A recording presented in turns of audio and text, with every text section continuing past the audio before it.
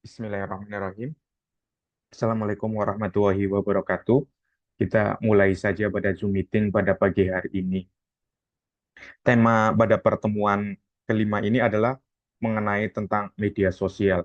Kita ketahui bahwa dewasa ini gitu kan, dalam beberapa tahun terakhir, 10 tahun, terutama intensnya selama 5 tahun terakhir, bahwa politik di Indonesia itu kan sangat dipengaruhi oleh media sosial. Tetapi yang menjadi pertanyaan, apakah politik di media sosial itu justru menjadi dominan atau sebaliknya? Karena kita ketahui fakta di masyarakat itu kan politik transaksional, yaitu kan istilahnya jual beli suara, itu kan terus apa ya, pengaruh secara langsung, pengaruh langsung tokoh-tokoh politik kepada masyarakat itu pun masih menjadi hal yang masih masif ya, terutama di daerah-daerah selain di Jabodetabek. Bagi di Jabodetabek mungkin politik politik apa namanya ya, politik kesadaran politiknya udah sama tinggi, tetapi ketika kita berbicara di apa ya, gosip-gosip ibu-ibu di majelis taklim, kemudian di arisan-arisan, kita ketahui namanya politik rasionalitas ataupun politik transaksionalitas ataupun politik yang bersifat langsung tatap muka itu tetap masih dibutuhkan gitu kan. Ini akan menjadi sebuah diskusi, itu kan akan menjadi diskusi yang menarik, apakah media sosial itu tetap akan menjadi raja atau akan mempengaruhi politik Indonesia ke depannya, atau hanya sebagai pelengkap. Kita ketahui karena hal yang membedakan antara media sosial dengan politik realitas itu adalah ketika ketika media sosial itu tidak membangun loyalitas dalam arti tidak ada ikatan emosional secara langsung. Berbeda dalam politik yang bersifat tatap muka, politik yang bersifat langsung lebih mengutamakan adanya interaksi antara pemimpin dengan masyarakatnya, interaksi antara politisi dengan masyarakatnya. Kita langsung membahas seperti apa sih sebenarnya teori dan perspektif di dalam komunikasi politik berkaitan dengan positif dan negatif media sosial. Yang pertama kita membahas definisinya. Seperti yang diungkapkan oleh Kaplan dan Hanlon, itu mengungkapkan bahwa media sosial itu merupakan a group of internet-based application. Jadi itu a group ya. Jadi basisnya itu adalah kelompok kelompok dari aplikasi yang berbasis internet seperti Facebook, X, Instagram, gitu kan. Kalau di sini ada Weibo, kemudian kalau yang orang baby boomer dan lain sebagainya itu ada Facebook yang built on ideological and foundation on Web of Two. Web of Two itu kan dikenal dengan basis internet. Jadi istilahnya pas awalnya setelah masa dari internet adalah masa masa media sosial. Kemudian setelah di dalam media sosial itu kan disebutnya lagi adalah masa AI dan machine learning dan lain sebagainya. Dan itu lebih mengarah kepada allow a creation of agent user generated content. User generated content itu adalah semua orang itu bisa membuat konten. Pengguna itu bisa membuat konten. Ini merupakan sebuah revolusi yang membedakan antara media sosial dengan televisi, yang dikategorikan sebagai media massa ya ataupun media tradisional. Kenapa kalau di televisi orang itu akan mengirim konten itu formatnya harus HD, formatnya harus sekian sekian, resolusinya harus sekian, terkenal ribet. Kemudian ngambil kameranya harus secara profesional, hingga di televisi itu dikenal bagi mereka yang bukan apa istilahnya, video yang dihasilkan oleh seorang profesional, kameran profesional, maka disebut dengan amatir.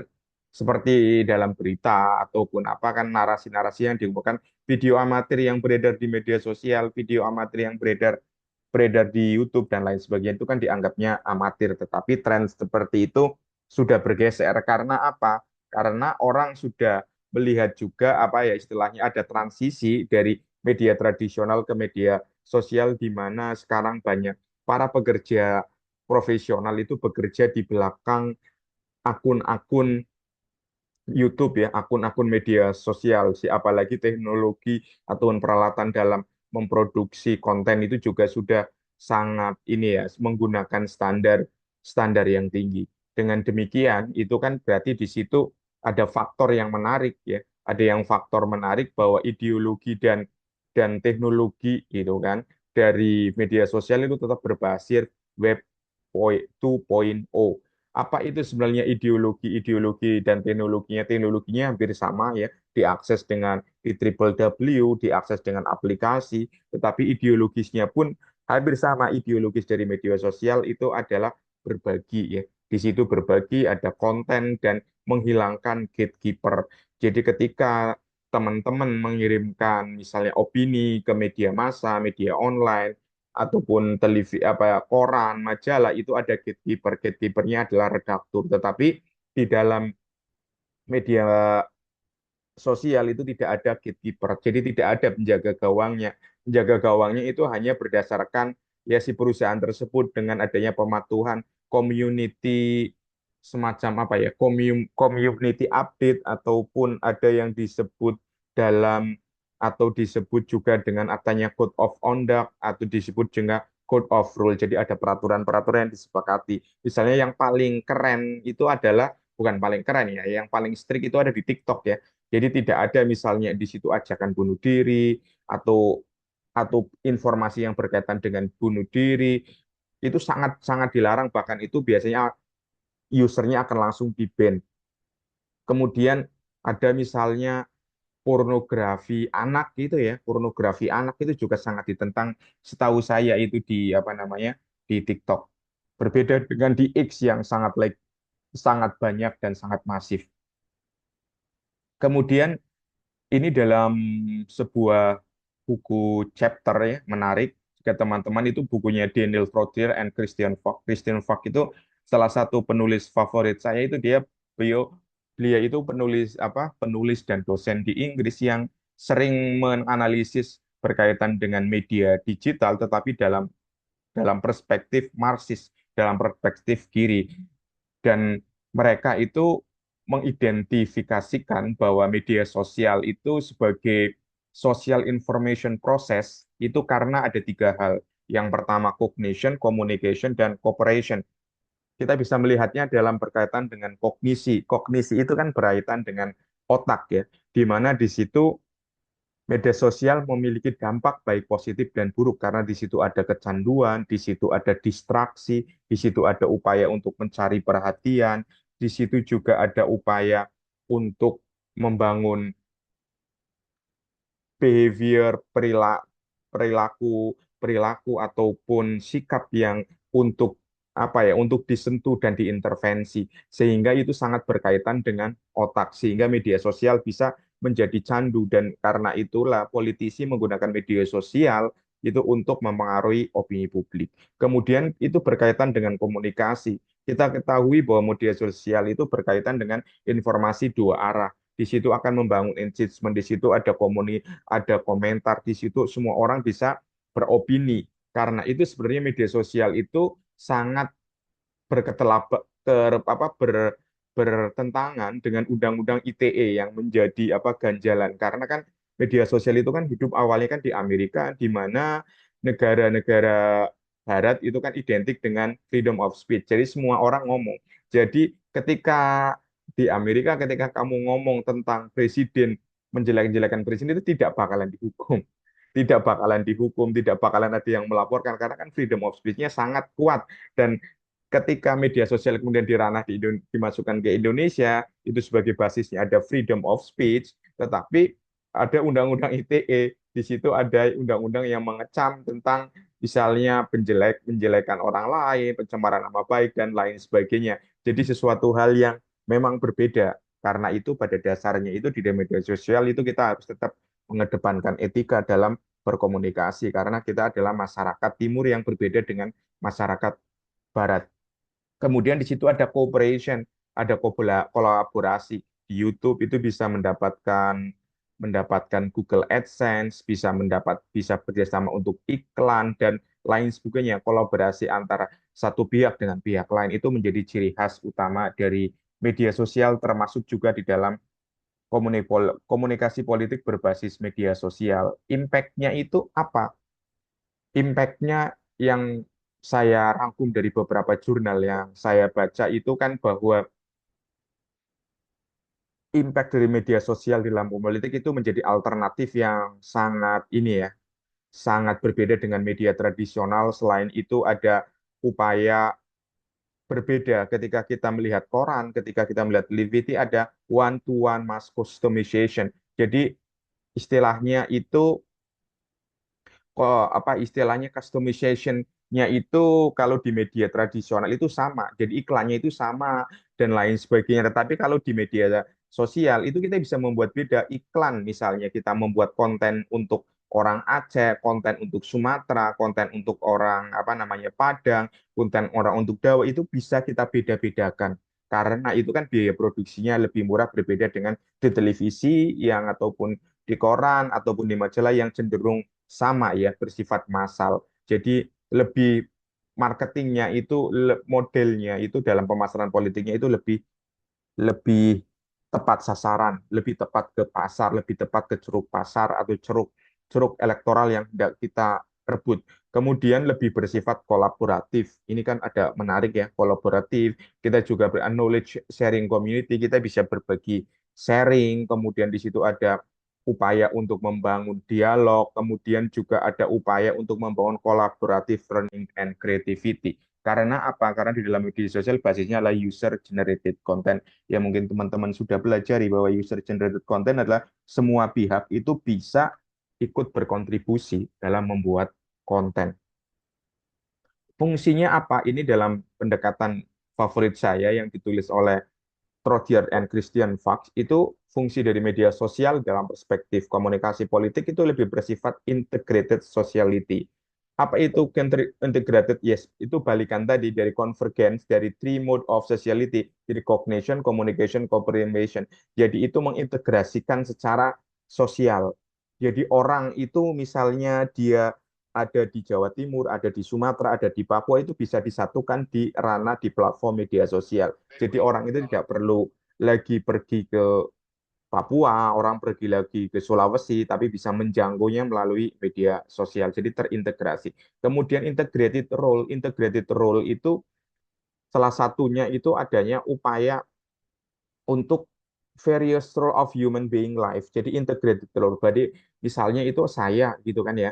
Saya misalnya saya gitu kan sebagai seseorang yang tampil itu kan di misalnya di akun misalnya jangan di Facebook, di akun di LinkedIn. Dalam memposisikan diri di akun LinkedIn itu bisa mendeskripsikan itu saya dalam beberapa role, dalam beberapa karakter, dalam beberapa bentuk.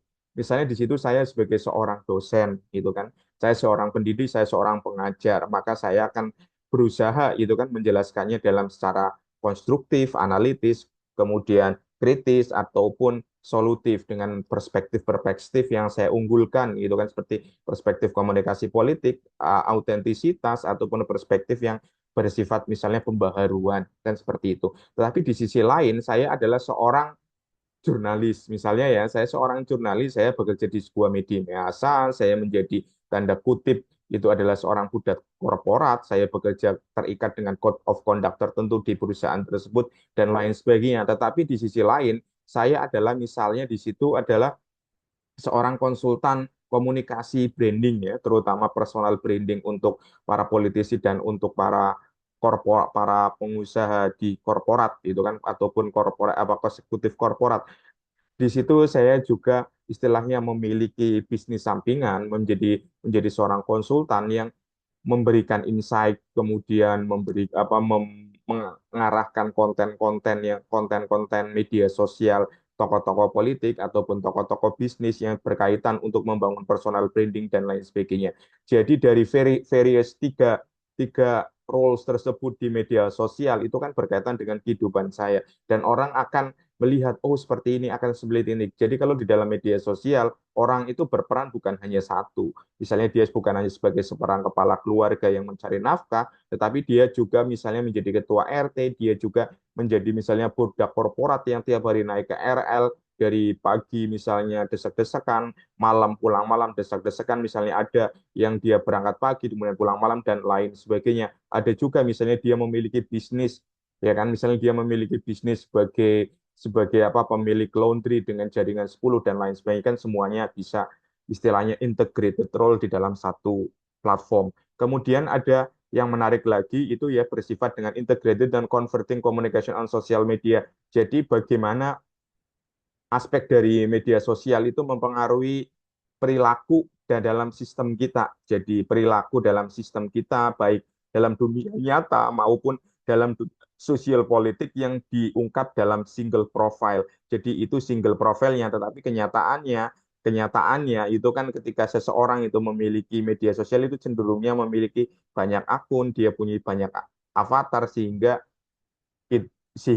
profilnya itu juga akan berbeda-beda. Yang menjadi menarik itu kan adalah media sosial itu justru menimbulkan politik ataupun memperkuat politik post-truth. Post-truth itu adalah pasca kebenaran. Sebenarnya post-truth itu bukan hanya berkembang dengan media sosial saja, tetapi sebelumnya juga sudah berkembang karena masyarakat kita adalah masyarakat gosip. Masyarakat kita adalah masyarakat yang tradisionalnya berbasis kepada lisan ya, bukan bukan bukan membaca, sehingga terjebak ke dalam post-truth. Sebenarnya post-truth itu, kalau yang penelitiannya Harsin itu mempengaruhi trust, di authority, dan emotional resonance di public space. Jadi, di mana ketika kita sudah sangat percaya kepada informasi yang ada di apa namanya di media sosial, ternyata informasi itu hoax dan ataupun fake gitu kan. Dalam penelitian saya di tahun 2018 itu mengungkapkan kalau di dalam politik ada berbagai strategi untuk menciptakan post-truth. Jadi post-truth itu mungkin teman-teman bisa mencarinya itu ketika tertarik untuk membuat skripsi atau membuat artikel. Jadi post-truth, strategi komunikasi post-truth itu seperti apa? Di dalam penelitian saya itu ada misalnya ada wrong impression, kemudian ada deception. Jadi deception, kemudian ada favorable interpretation of fact, kemudian euthanasia, repetition, personalization, ignoring rationality, hingga prioritizing emotion. Dan yang paling paling terkenal, paling paling banyak yang paling banyak digunakan oleh para politik Indonesia dalam membangun post-truth-nya itu adalah prioritizing emotion dan personalisasi. Jadi personalisasi itu apa istilahnya, misalnya ini ya, selalu apa namanya ya, selalu selalu kadang-kadang terkecoh. Jadi dia misalnya memposisikan sebagai seorang pemimpin yang sayang dengan keluarganya. Misalnya saja dia menampilkan foto romantis dengan istrinya, berkumpul dengan keluarganya, jogging bareng, mancing bareng, ataupun berolahraga bareng. Tetapi di dalam kondisinya bisa saja, kondisi realitanya bisa saja terpuruk. Tapi dia hanya membangun personalisasi. Dan itu dilakukan secara repetition, diulang-ulang sampai orang itu bosen dan orang itu terpatri, oh dia keluarganya baik-baik saja. Misalnya ada seorang pemimpin, dia tidak memiliki istri, ya kan? Dia seorang duda, tetapi dalam momennya itu dia seringkali berfoto bersama dengan mantan istrinya, dengan foto dengan anaknya, bersama, makan bersama, pergi bersama, berliburnya. Padahal dalam realitanya dia adalah seorang duda, bisa saja. Jadi ingin membangun bahwa dia adalah seorang family man. Dan itu dia berkaitan dengan post-truth, itu adalah politik strategi post-truth. Emosi-emosi seperti tertawa, merasa bahagia, dan lain sebagainya. Karena politik itu pada dasarnya adalah dramaturgi. Politik itu adalah acting. Jadi orang-orang aktor dalam politik itu selalu melakukan acting. Dan karena itu mereka itu memiliki skrip yang sangat solid. Kemudian ada epistemic populism. Ini adalah salah satu riak-riak di dalam apa namanya di dalam politik di berbasis media sosial, karena orang itu berusaha untuk direct and authentic connection. Ini yang dikembangkan Sabu dan Barder, itu penelitian terbaru 2006. Jadi orang itu ingin merasa selalu dekat dengan masyarakat dengan tampil di media sosial setiap hari, setiap jam, hingga kita akhirnya sebagai masyarakat mengalami banjir konten gitu ya. Kemudian upaya untuk membuat authentic connection with the people. Jadi ketika orang saling nyapa, kemudian saling apa ya, saling menyapa di media sosial, kemudian dia berusaha membangun kedekatan, menanyakan kabar dan lain sebagainya. Itu adalah dampak bagaimana epistemic population itu adalah menunjukkan upaya mempengaruhi publik itu bukan dengan media massa ya, bukan media tradisional, tapi media yang bersifat personal. Kemudian salah satu hal penting keuntungan dalam kajian di media sosial adalah kita memiliki big data. Jadi adanya automation, kemudian algoritma dan big data itu mempengaruhi opini publik. Tapi kita dengan mudah bisa membangun opini publik itu dengan berbasis algoritma, dengan automation big data, sehingga kita bisa istilahnya memasang iklan, ya memasang iklan di Facebook misalnya itu untuk orang tua, memasang iklan di apa namanya iklan di Instagram dengan basis wilayah tertentu misalnya di Jawa Barat, Banten itu kan dengan basis wilayah itu akan lebih tepat karena mereka itu geotaggingnya akan sangat sangat kuat. Kemudian dalam berkaitan dengan media sosial itu maka ada permainan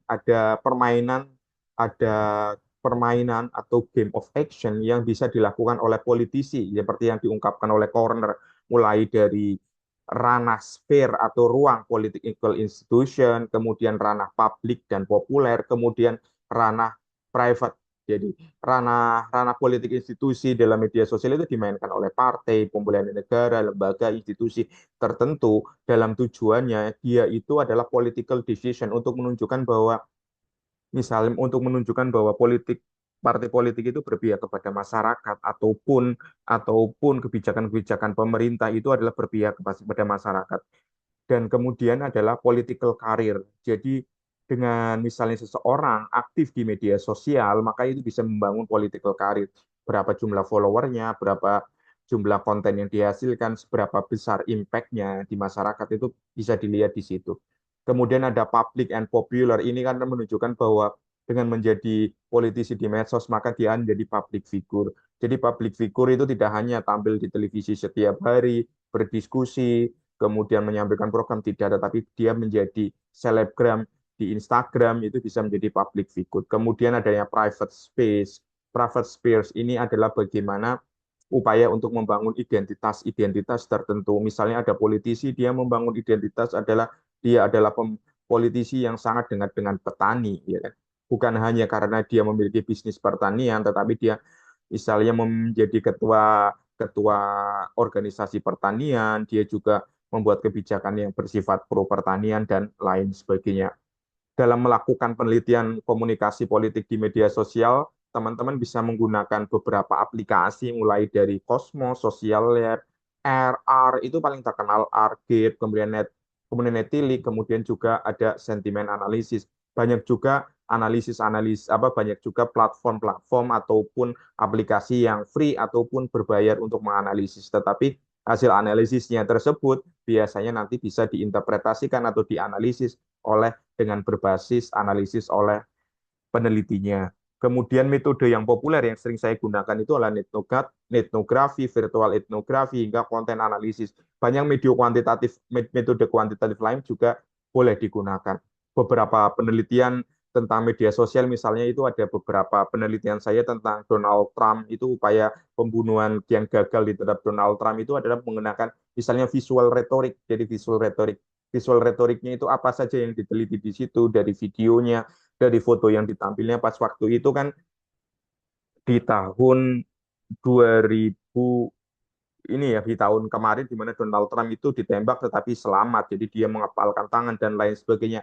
Ada visual retorika yang dimainkan oleh Donald Trump, itu kan bisa diteliti. Kemudian ada bentuk misalnya yang pernah saya teliti itu Erick Thohir, jadi dari political expression yang ada di TikTok. Itu saya menggunakan tematik analisis, ini kan analisis bersama dengan kolega saya, teman saya itu bentuknya dalam bentuk self affirmasi, di mana dia mengidentikan dirinya dengan kelompok tertentu. Misalnya Erick Thohir itu kan tidak dikenal sebelumnya sebagai pengurus NU, tetapi dia diangkat menjadi anggota Banser Kehormatan, misalnya kan kayak gitu ya, di berita dia mendekatkan ke NU. Misalnya dia itu lebih dekat ke olahraga, dia menjadi ketua PSSI kan ya, sampai sekarang dia mencoba mendekatkan diri ke kalangan masyarakat pencinta olahraga, walaupun dalam kenyataannya tertolak ya, karena kan bagaimanapun masyarakat pencinta olahraga itu mereka yang suka dengan loyalitas. Kemudian ada pernah saya meneliti tentang Jokowi, gimana Jokowi itu berusaha mengkonstruksi masa depan Indonesia versinya ya, versinya balik lagi versinya. Itu analisisnya situational rhetorical. Jadi situasi retorikal yang diungkapkan oleh Jokowi itu berkaitan dengan ibu kota Nusantara dan janji-janji politiknya untuk membangun kota masa depan. Jadi dalam penelitian, ya kan, dalam penelitian itu kan menjadi suatu hal yang apa ya, dalam suatu hal yang menarik ketika kita bisa berbicara dalam berperspektif perspektif kita yang apa kita kuasai, kemudian kita bisa menganalisis di media sosial. Dan penelitian di media sosial itu juga cukup murah karena tidak perlu konfirmasi ke orang, tidak perlu wawancara, misalnya ya, misalnya kalau yang berbasis dengan yang berbasis pada big data, kemudian bisa menganalisis dengan berbasis pada objektivitas data, dan kita juga bisa menganalisis berbasis konten dan lain sebagainya dengan biaya yang murah, dikerjakan hanya duduk sehari 2 jam, 3 jam, dilakukan selama sebulan, dan itu bisa bisa dilakukan dengan mudah. Mungkin teman-teman ada pertanyaan. Saya belum ngecek lagi yang tugasnya, mungkin minggu ini akan saya cek dan akan saya nilai. Alangkah baiknya jika teman-teman ingin improve itu boleh misalnya apa dalam tugasnya itu menampilkan ini ya, apa wajah, menampilkan wajah. Jadi tidak hanya berbasis kepada video AI aja gitu. Walaupun penggunaan video AI diperbolehkan. Dan jangan lupa juga uploadnya di dua fitur yang berbeda ya. Maksudnya yang video di video, kemudian yang paper di paper. Mungkin ada pertanyaan, sanggahan, diskusi. Ya, jika tidak ada, saya tutup aja. Teman-teman bisa Eh, bertanya. Iya, Kak, silakan. izin Silakan. bertanya. Di apa? Di My Base itu kalau tidak salah deadline tugasnya bulan depan ya? Iya, ngikutin UTS, Mbak. Oh, gitu. Iya, ngikutin UTS. Jika mau direvisi sampai UAS juga boleh. Nanti kan nilainya Oh, gabungan antara oh, nilai yang iya. pertama, kedua, kemudian ketiga dan empat. Oh, Iya. baik, Pak, baik. Oke, Hmm. terima kasih Jadi ya, masih Pak. masih lama sampai UTS, sampai pertemuan ke-8 itu diperbolehkan. Tapi kalau mau Oh, sekarang nggak apa-apa, lebih baik. oh, gitu, baik, Pak. Terima kasih banyak, Pak. Iya, jadi nanti bisa direvisi jika nilai saya kok nilainya kurang, kurang, Mister, apa yang harus dilakukan? Misalnya mau direvisi nggak apa-apa, tidak masalah. Nanti bisa diupload ulang. Mungkin ada pertanyaan lain? Ya, jika tidak ada saya tutup aja. Teman-teman boleh bertanya di WA personal atau WA grup. Terima kasih. Selamat siang. Assalamualaikum warahmatullahi wabarakatuh.